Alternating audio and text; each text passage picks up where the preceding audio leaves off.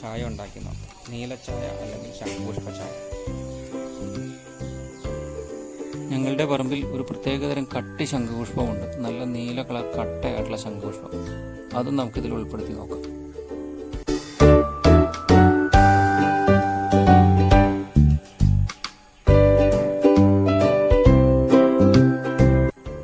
ഒരു ഗ്ലാസ് ചായക്ക് 6 പൂവ് പറിച്ചാൽ മതിയാകും.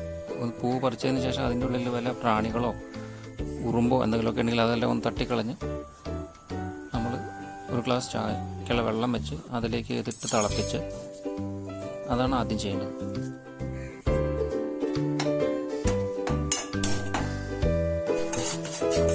കളർ ചേഞ്ച് ആയി തുടങ്ങിയിട്ട് ചെറുതായിട്ട് ഇങ്ങനെ ഇളക്കി കൊടുക്കുക. തിളച്ച് തുടങ്ങുമ്പോൾ ഒരു സ്പൂൺ പഞ്ചസാരയും കൂടി ഇട്ട് ഇളക്കി കൊടുക്കുക.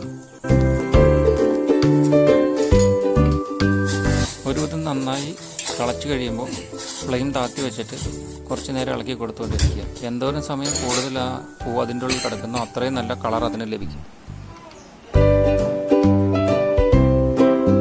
അത് അരിച്ച് ഒരു ഗ്ലാസ്സിലേക്ക് പകർത്തുക. ഒരു കാര്യം പ്രത്യേകം ശ്രദ്ധിക്കുക, ചായ എന്നാണ് പേരെങ്കിലും ഇതിൽ നമ്മൾ ചായപ്പൊടി ചേർക്കുന്നില്ല. അപ്പോൾ നമ്മുടെ ബ്ലൂ ടീ റെഡി.